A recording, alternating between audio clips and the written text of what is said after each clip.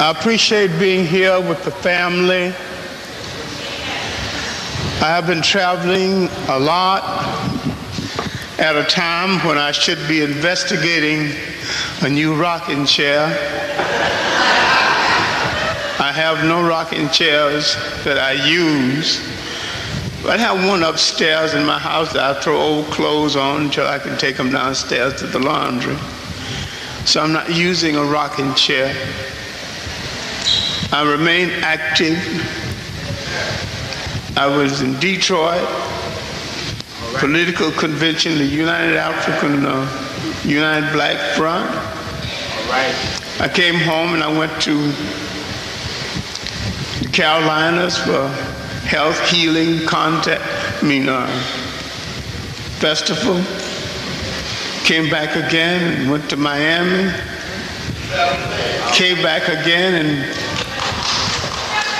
went to Costa Rica.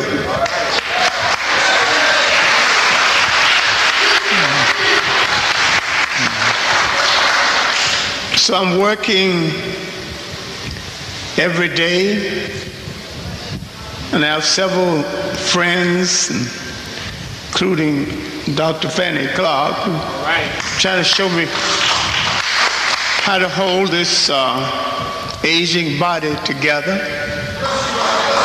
So the sisters know how to tell you how to do it. All right. Now my notes for tonight is based on the things that I'm working on, and the things that I am learning, not only about us, but about other people. Right. Africa under siege. All right. I have maintained that for 3,000 years, Africa has been under siege. Right. The enemy has either been at the gate, at the door, or in our bed.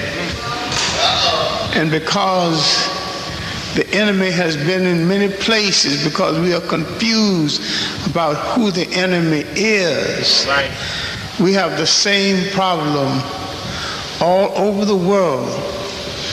And the problem is that we have not understood that every person on the face of the earth to be sovereign functions within a container called nation. And when you function within someone else's container, take on someone else's language, someone else's habits, someone else's economy, you are not sovereign. Right.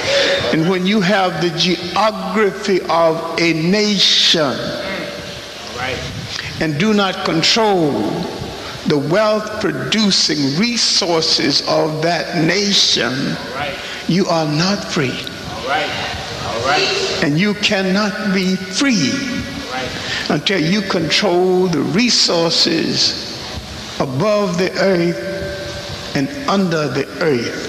Right. You cannot be free until you control who enters and who exits. Right. That the ability to include and exclude is the basis of nation. Right. Who comes here? Right. Who's at my gate? And on what terms do you enter? Right. Traveling in Costa Rica and other parts, the situation of African people are the same the world over. And it's the same situation in Africa. The African does not control the right of entry and the right of exit. That's right. Until you control the land and the resources of the land. Right. You can have as many chauffeurs as you please. You can have many flags as you please. But until you control the gold, the diamonds, the agriculture, until you decide what bread will be eaten and at what price, you are not sovereign and you are not free.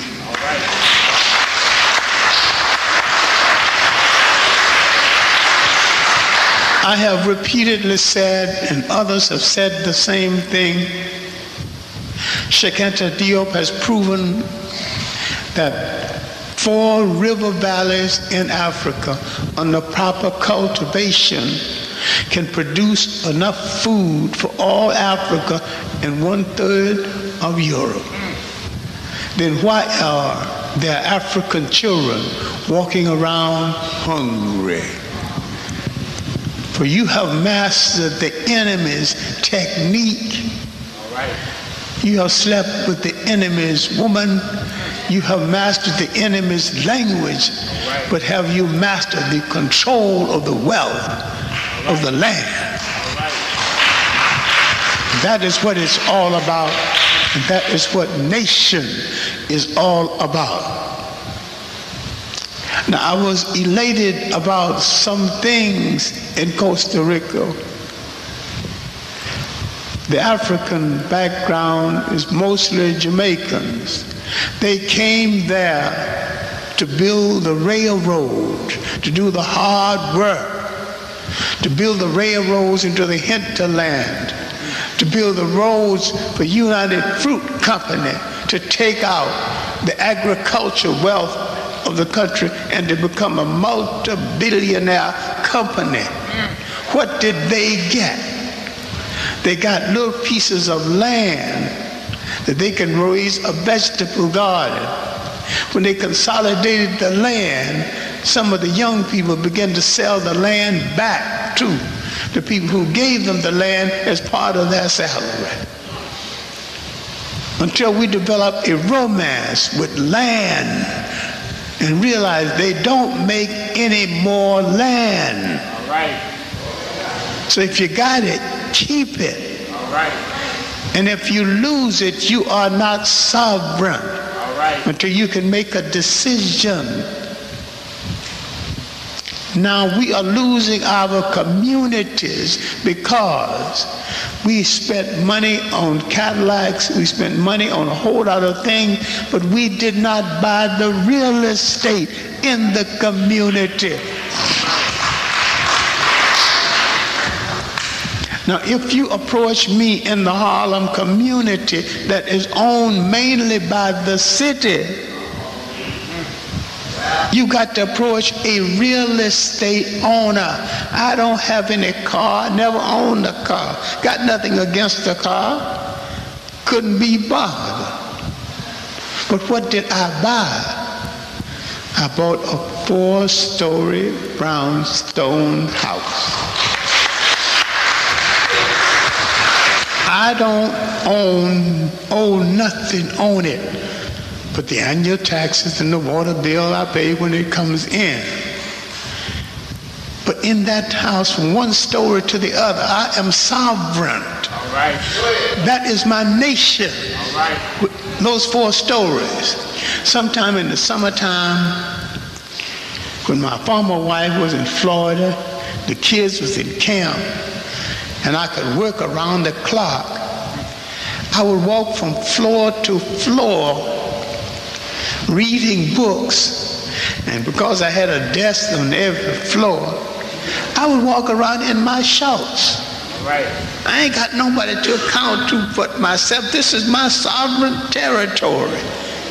And if I want to walk around in my sovereign territory half naked, ain't nobody got nothing to do with it but me. All right.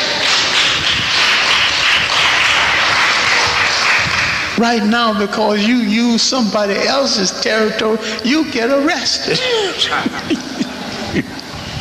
What I'm saying is that new immigrants, when they come here, they try to consolidate their funds and buy a piece of property, because on that property they are sovereign. You have to deal with them as an independent entity. In Africa, that is our haven and home in the world. Africans are now selling land to the Europeans. The Africans don't own 1 inch of land in Europe. Right. The Africans should sell in Africa only the amount of land you're willing to sell him in Europe. Right. If you're not willing to sell me a large tract of land in Europe, I won't sell you any land in Africa. That would end that argument, because he's not going to sell his geography no more than he will sell his child or his home. When we have a sense of home instead of the sense of integration, until we stop telling ourselves a lie. Everybody's alike. All people are like, you're a lie. All people are not alike.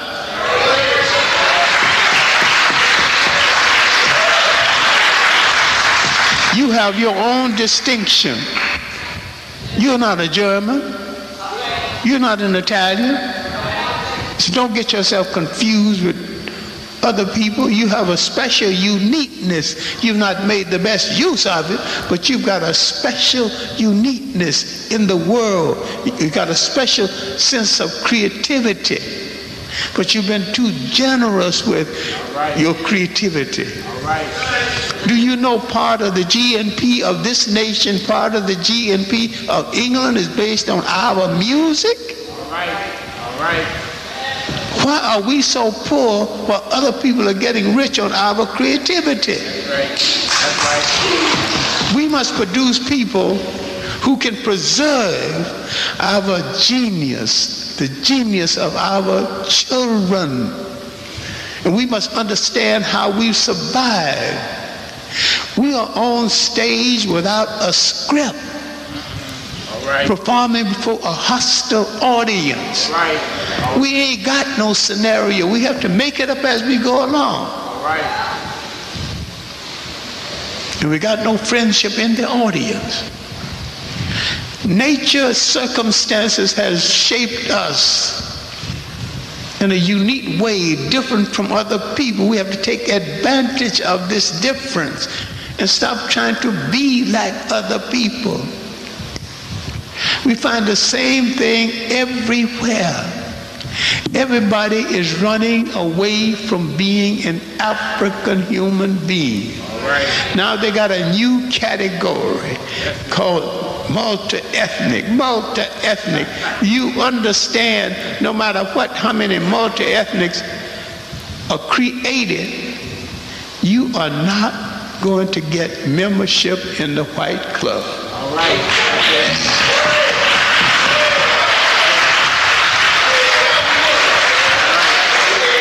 Then all right, let's return the compliment.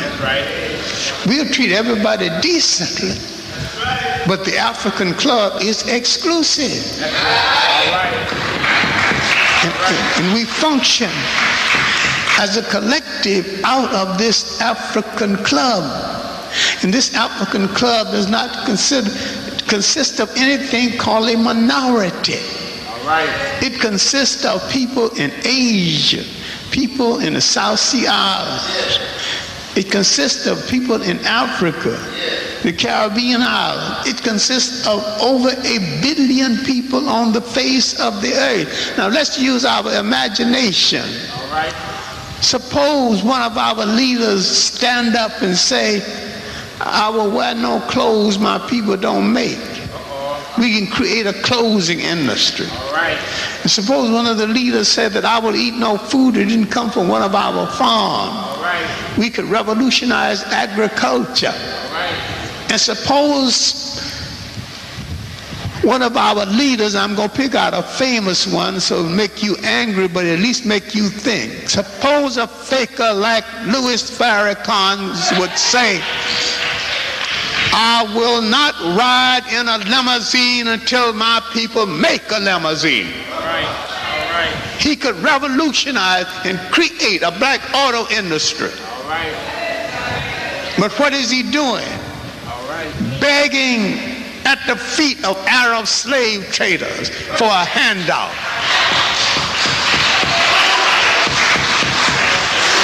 am saying you do not make nations by begging at a slave trader's feet. All right. And when you personally call for a super religious state, you are a fool ignorant of history, because the worst possible state is a super religious state. All right. I am not decrying any form of religion. I defend all of its right to exist. All right. Look at Europe as a super religious state before the Protestant Reformation. All right. When you know history, you can get some answers. All right. Europe was more than a fascist state. All right. The church told you how to dress, when to dress. You had feudalism. Right. The woman was a vassal. Right. You could sell your own wife. This is Europe was a super religious state under the Catholic Church. Then a mixed up, confused schizophrenic called Martin Luther raised some questions. Now I admit Martin Luther was kind of confused himself, but out of his confusion he dared to question this super religious state. In addition to challenging the Catholic Church, he saved it, but he made it change. He made it concede that there's another point of view other than Catholicism. There's another religious way other than Catholicism. Now, during the so-called Crusades, and they're not too clear about what they were crusading for, and neither are you. If you think it has something to do with religion, then you have misread history. It was a raping party. They moved across Europe, not only raping everything, but wasn't a single woman over 10. It wasn't taken. Not only took the farmer's daughter, took the farmer's corn, his pigs, his cows, in the name of God. This is the last performance of a super religious state. So if you want to talk about fascism that will make Hitler apologize for being a Sunday school boy, now what is he talking about? A super religious state. Then he would travel across the world and says, I went to receive the roses for you. Well, I mean, who sent you? Whose consent did you get to receive any roses? And who told you that roses are what I need? I need some hospitals in my community. I need some homes for the children. I need people to be instructed on how to treat children. I need the attitudes of people change toward the preservation of children. Because if you don't preserve your children, you've got no tomorrow, because your tomorrow is in the children.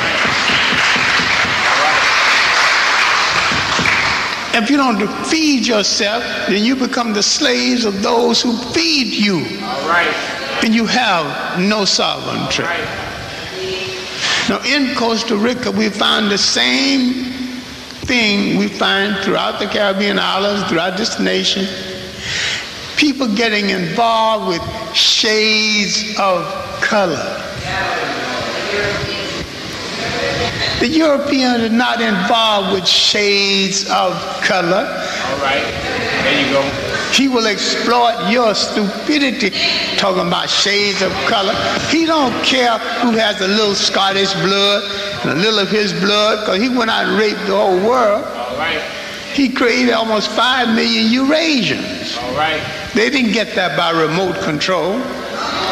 And yet in the election in South Africa that brought Mandela to superficial power, the colors voted for the whites. All right. And the East Indians voted for the whites. All right. Now, didn't you learn something from this? All right. If you go back and study Mahatma Gandhi's role in South Africa, All right.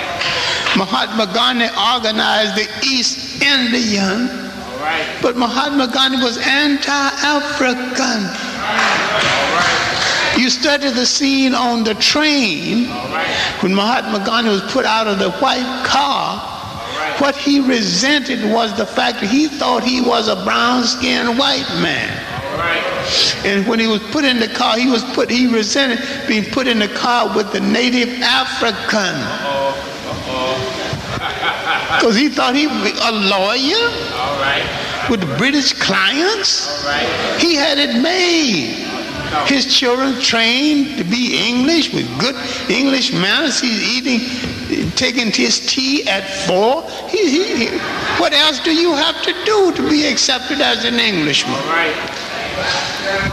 And they told his almost black behind, not here. Not here. And when he went home, first place he found the United Natives, United Colored League. That didn't do it. United Natives League. That didn't do it. He wanted to organize everything except the jet blacks. And when he left, Mr. Adoramam, and I've got all these documentation now, made a deal with the South African government. If the blacks have to carry the pass, the Indians will keep quiet about it. If they don't have to carry the pass, they're still quiet. They're still quiet. There has been no united East Indian protest in South Africa in behalf of the blacks. Now, if Nelson Mandela was truly in power, he would ask the question, who is loyal to my house? And if you're not loyal to my house, go to the house of your white fathers. Go to the house of the people who brought you here. And if we understood this, we would say the same thing to the confused mixed breeds. And right here, we would say things about the young fellow who's now the golfer. He made sure to let you know that he's mixed. But he ain't a part of the white club. He is non-white. And the club is pure white, or you don't get in the white club. No matter how fast, how much he plays golf, which is an exclusive white man's game, he will never be part of the white exclusive social club. He was blessed by the melanin based on his father's people. He resent being called a black person. His mother was Thai. His father was black. Why is it that people can be loyal to the mother's side even when the mother wasn't black if she was non-black? And why do they decry the black side of their being? Because propaganda has programmed the blacks to be at the bottom. And I'm saying if you get the more than 1 billion African people together throughout the world, if you end that siege of African people, you've got in Africa, at the front door, you've got the corrupt slave trading Arab who came there as a slave trader. At the bottom in South Africa, you got the Boers and the British. The Boers said that in their creed, God ordained them to look over the lesser breeds, and they've declared the Africans are lesser breeds. They do not feel guilty for what they do to the African, and neither does the Arab. When they have taken you out of God's grace, they don't feel no compunction, no more than stepping on a cockroach. I have said repeatedly, although I have been accused of the contrary, I have nothing against any of the religions of the world. I grew up a Baptist, and I was a Baptist Sunday school teacher. I enjoyed growing up as a Baptist. And yet I have no problem in identifying the Baptists as the loudest and the corrupt and the most interesting of all of the religions and the closest to Africa. And I'll fight you right now if you say a Baptist can't out-sing a Markin. So I have my Baptist prejudice, my Baptist preference. I have it in a clause in my will that if I die within the United States, then take me back to bury me in a plot next to my sister. But the 3 Baptist churches where I used to teach school, I want all of those ministers to come there and say a word and sing me some Baptist songs while I go to wherever they send at the end of that day. Why am I so critical of the Baptists? You got 14 million Baptists. You got more people than the 6 nations. Right. And they do not own a supermarket. They do not own a series of shoe shine. That's right. I am saying that the Baptists never find the others for a while. The Baptist church alone has enough potential power to change this nation around. All right. The greatest thing about the Baptists now that whites understand how much money can over and above the whites, now endorse the Southern white Baptists who endorse now want to join with the black. And the black Baptists are turning over the management to white people right now. So I'm critical of the religion that I grew up in. For it to become effective. You got 14 millions. We Baptists will wear. Look at the shoe factory we have to open. We Baptists will eat some Baptist food. One of our do canning, do ceremonial canning.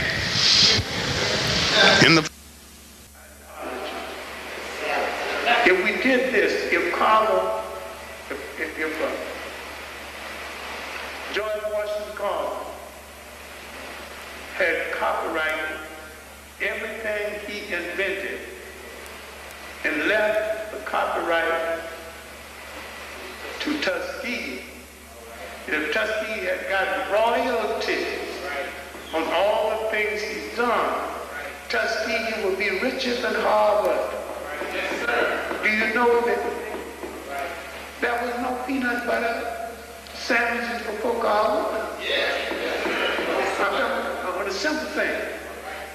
Carver invited some people to his home and made a 6-course dinner, including 2 meats. Didn't have no meat inside. Imitation meat.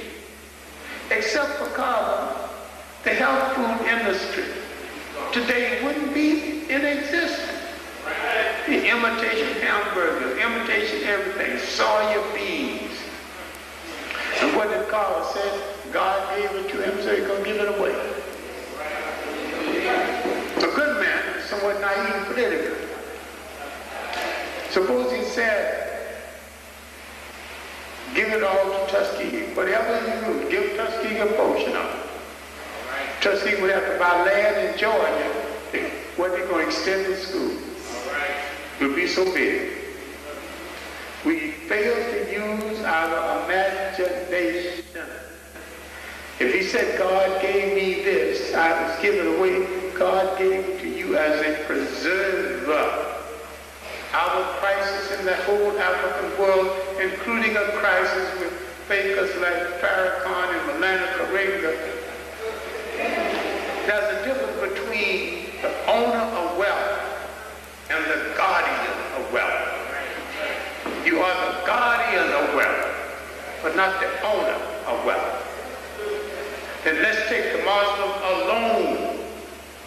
If he was the guardian of the wealth they take in, there wouldn't be a poor. If he understood the Prophet Muhammad, and I maintain they do not understand because they do not read. The first public act of the Prophet Muhammad, at a time when a desert-oriented people preferred boys, and they still do.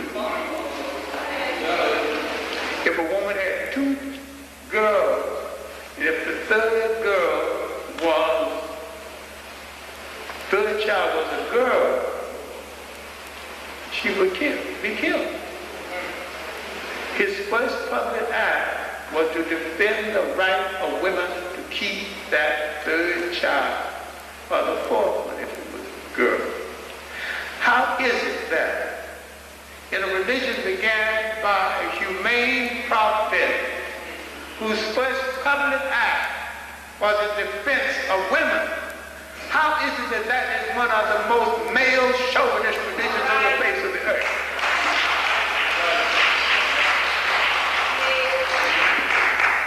Show me one woman who came to state power in Arab Islam. One. In revolutionary Arab African Islam, not only women came to state power, but several headed the state of Elmina and Zara in Nigeria. A woman who was a defender of Islam. And yet, when Islam swept into West Africa, it was Islamized. You got to understand this, you got to know history. I think most religious people don't read about their own religion. When it came down into West Africa, the Africa was Islamized by Islamized Africans. They knew what to leave alone. And what did they leave alone? The matrilineal system, where the lineage comes down through the female side. Go to West Africa, don't take my word for it. Right now, the women are the masters of the marketplace. Go to East Africa, that was Islamized by Arabs, who changed the matrilineal to the patrilineal. Men are the masters of the marketplace. Now I'm talking about something you can see. The why, even when we adopt other people's religion, we adopt other people's custom. The African has always had a humane custom in relationship to women because the woman is the life giver. The African refers to land in the feminine gender. Now I am not against Islam, I'm against the ignorance around it. And if you read a book called The Arab Conquest of Egypt, it was a military conquest that has been no humane conquest in Africa by the Arabs. Why are you following those bunch of corrupt dogs?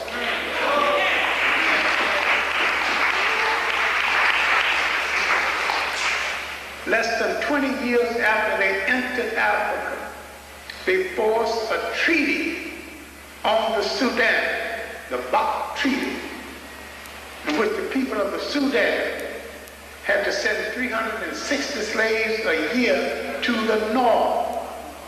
Read a book called Nubia, Corridor to Africa. Look in the index under the word Bach. Bach Treaty. It's all Read a book by Gordon, Arabs in Africa. Read John O'Connor's work on it. I not only know this, but I am acquainted with some of the greatest living Arab scholars on this earth. Read Bernard Lewis's work. Read the parliamentary debates in England. But I'm saying that you, as you take Christianity and created the Baptist church, which is distinctly different from the whites, you can create something distinctly different from Arab Islam and use it as an instrument of liberation and not as part of your oppression.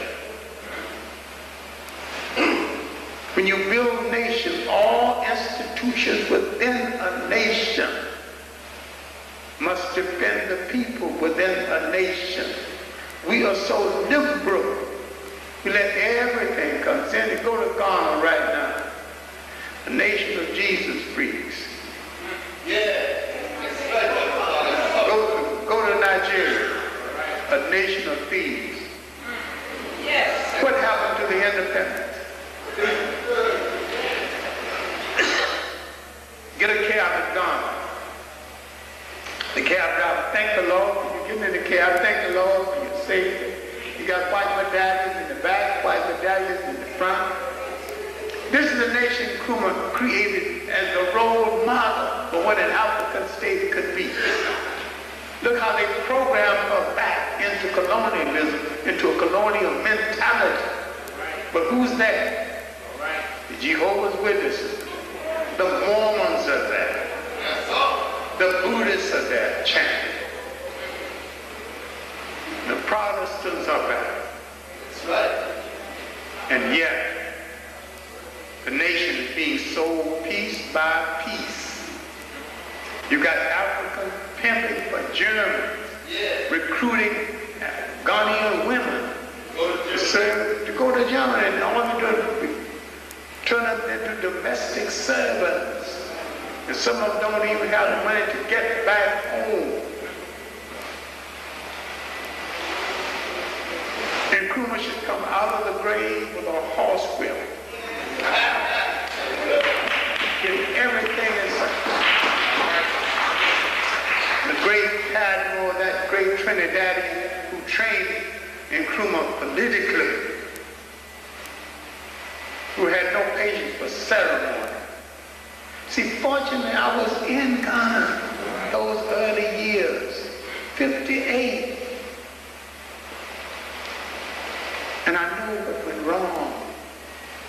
Nkrumah used to have a day in the week, like Wednesday. And anybody could walk in and wait their turn.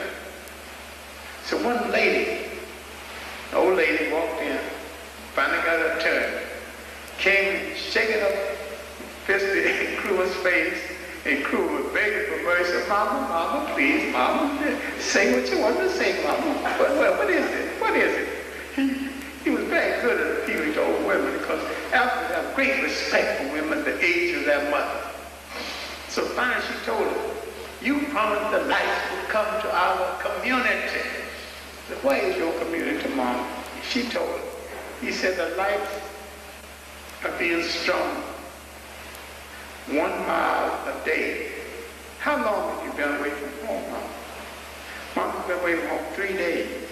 He said, if you had stayed at home, Mama, the lights would be at your community 2 days ago. Now Nkrumah got to come back to her community and turn on the lights. Nkrumah promised. I'm working for Nkrumah newspaper now, the Evening News. I'm working for reporters. Well, I was paid a nice. I was in Ghana broke, and he discovered me. Old Harlem History Club. I told him I was broke. Pittsburgh Curry sent me a bounce check. He just laughed. What you got? He said, you know what I'm going to do? I'm going to put your alibi to work. He gave me a job. £9 a week. That means that was a good living. The pound was worth $2.40 at the time.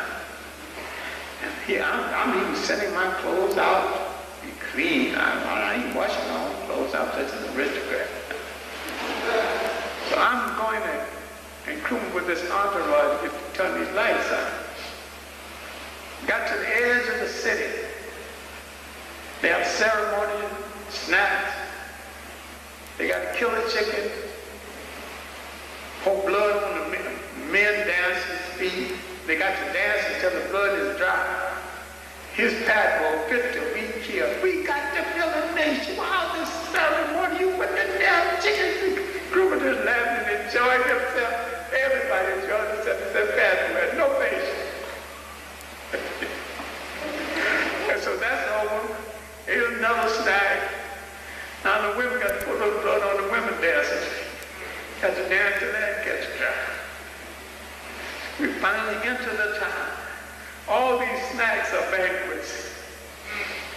And he said, when are we going to turn on the lights and go back to cruising? We ain't going to turn on those lights until it get dark. The old lady going to see those lights turn on. She's not going to see them. So finally we have the night ceremony, another banquet, more dancing. The crew told the leader, turned on the lights all over town. The old lady gets up and make a speech, and she's the one that brought him, that brought him to the village, And she's a little hero. The crew doesn't enjoy himself. Padmore's put to be cute. Chicken, snakes, everything. We got the village. Let's get out here and go back to Accra and do our work. And Krumah know enough about tradition. If you don't respect African tradition, you ain't gonna get nothing done. You just don't kid yourself about it. You just don't traditionally come in and turn on those lights and go out. You got to go through the ceremony. All these ceremonies, finally the lights are on. We geared to take the entourage back to the crowd. The old lady's happy. He's building a nation. And what made him lose the nation? When those fakers around him told him, don't waste time, seeing the people. We'll tell the people, When he cut himself off from the people, when his mentor, his teacher, Joseph B. Dunquall, couldn't see him.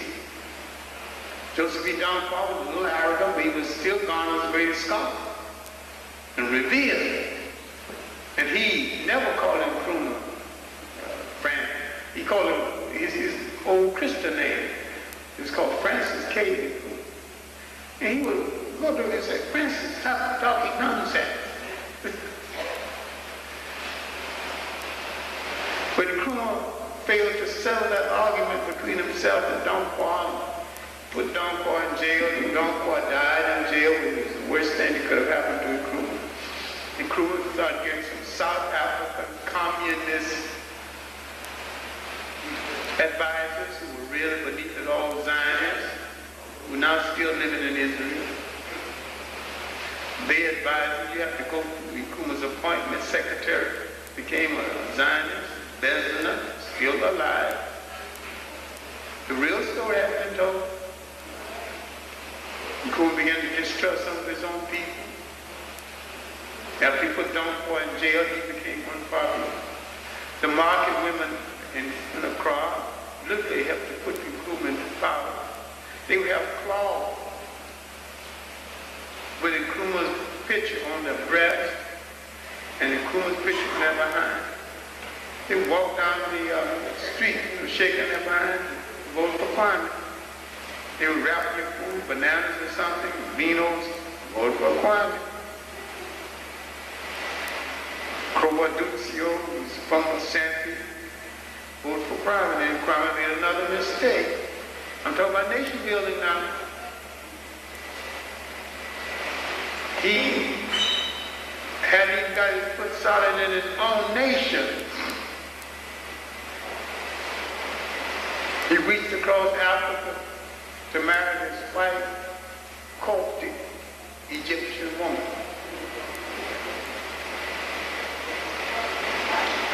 Now, Nkrumah was a Twi.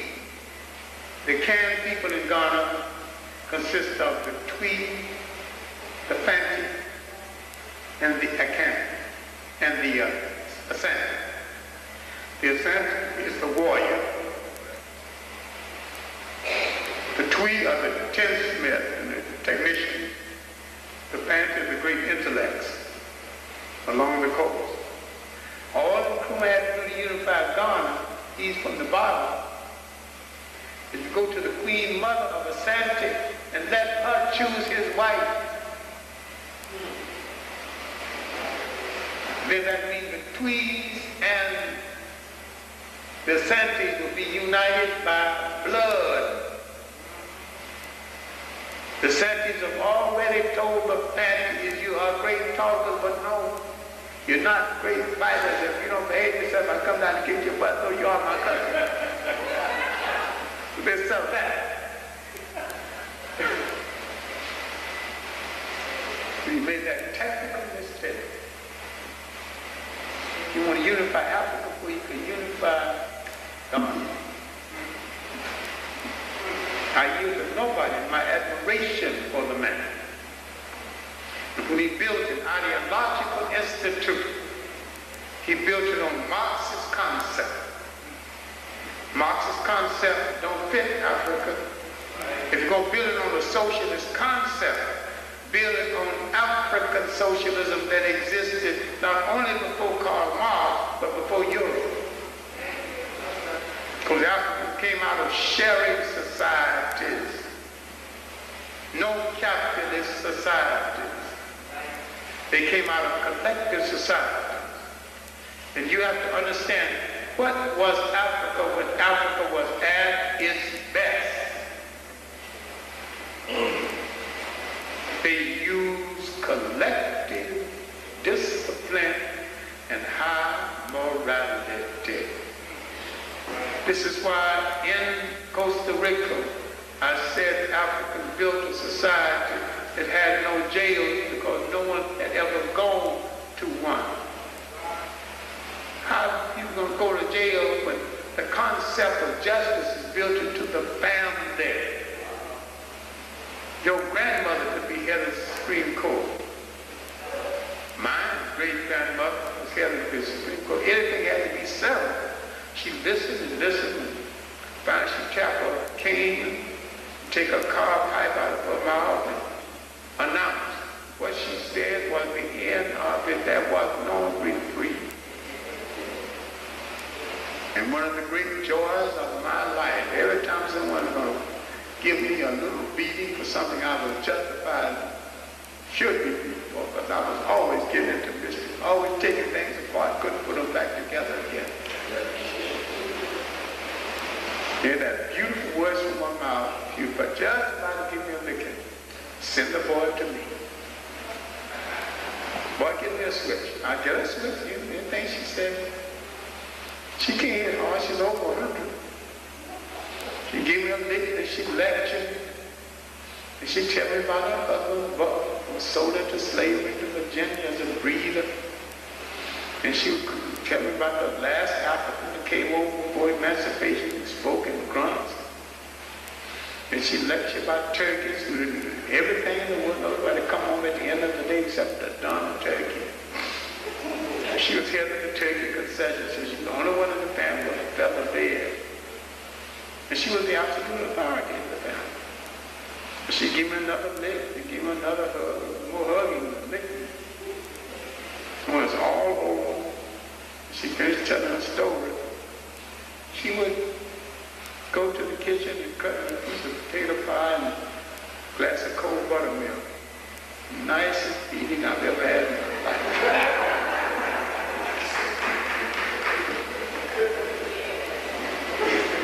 I often say, faith is kind enough to show me the real face of God. It turned out to be Grandmother Mary.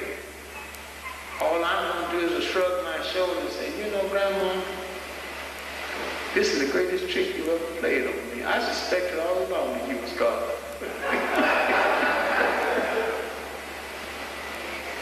But when you grow up with this kind of family tradition, even growing up poor, don't defeat you. You still have determination. When you grow up with people believing in you, when you grow up hardly walking in the city and threading needles for old ladies. Never in your fondest imagination agree that you'd ever be blind yourself. Run errands. And when you hear passing the porches, they don't have porches up here anymore. Old ladies rocking on the porch. That little Bubba Clarke, that boy gonna be something. Got a good head on his shoulder. He who God loved him. That boy gonna lead us out of this mess. I ain't thinking about leading nobody out of nothing. But they made me think about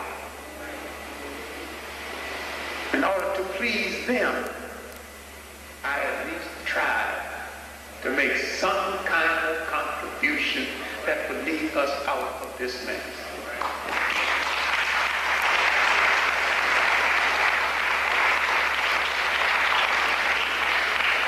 I am saying the difficulty that we are having with our children today is that nobody told them something is expected of you. You are expected to lift us higher than where you found us. You are expected to make a contribution that will preserve us all. You are expected to understand the meaning of nation and add to the structure of nation. If we had went wrong at the fork of a road, take us back to the fork of the road and read those signboards again until we find our way, until we find a signboard saying African unity, Pan-Africanism, education for a new reality, until we stop copying out and imitating other people and begin to innovate on things that's distinctly our own, until we love ourselves well enough to stop mutilating ourselves, until we stop wearing artificial wigs from dead white people.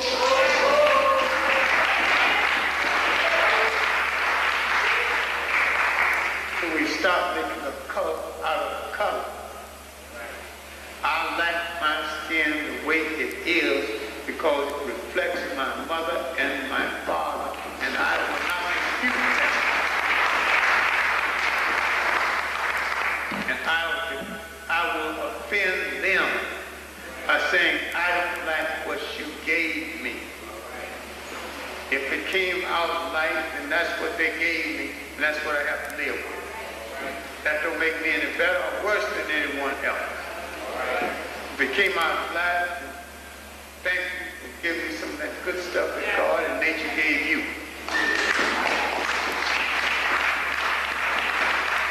No problem to me. I dig it. I wear it well. If it's a problem to someone else, it's their problem, not my problem. We must look at ourselves the way our enemies look at us. Yes. He don't care who's light. He don't care who's jet black. He don't care who's almost white. He put all of us in one bag, shake up the bag, and put one word on backpack. There you go. You better understand. We better stop all this nonsense. All right? Stop this nonsense by cut. All these runaway people, go ahead and run. Go to your white father's house. Let me see if you open the door. Go to your white father's table. Let me see if he can feed you. He'll introduce you to some reality. Remember, he sized you and went into the legislation of his countries and made law against you sitting beside him on public transportation, though he is your father. He's got no humanity. If he has no humanity, that means we have to create a common humanity for all of us. We cannot break ourselves down based on shades of color, who have a little Scottish blood, who have a little English blood. You had no control over it. one way or the other. You need not apologize, you need not boast. The nation of tomorrow is going to have to be built with all of us. And not one fraction plays against another. I will end this by telling you what I'm doing. I'm finishing polishing a book called Pan-Africanism or Perish. I maintain that either we unite and preserve ourselves or we go out of business as a people. If you can't do that, you measure yourself for neck irons and leg irons and go on back into slavery because there's nothing else for you to do. I did a small book for the Phelps Stokes Fund on education for a new reality in the African world. I maintain the only legitimate education for black people is the education to control a nation.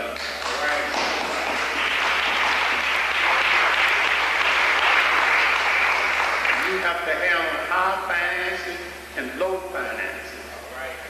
You got to handle products, income, outgoing. You got to make your own shoes. And I will tell you to start with your underwear. I'm meeting a group of black manufacturers in Washington in a week or so. They're manufacturing more than I ever dreamed, not only personal care products, different branches, underwear that I had advocated. And I had advocated that in St. Louisville, Kentucky. And the person, 3 years passed, and the person sent me 6 pairs of underwear free of charge. In another place, I got, this person made some fancy African-oriented underwear. I said, man, if you put on a pair of these underwear and this robe would be hard for a lady to say no.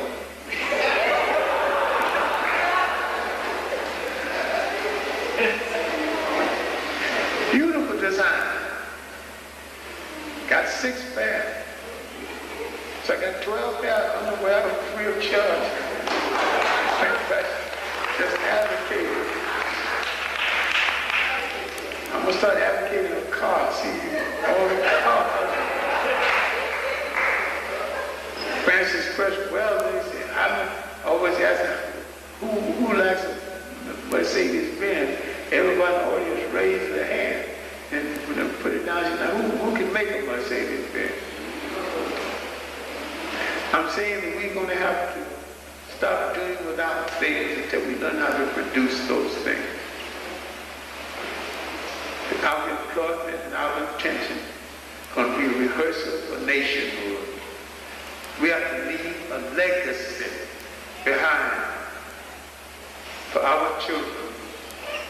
And they, in turn, have to leave a legacy of the pursuit of total sovereignty and freedom, not only for their children, but for the still more beautiful ones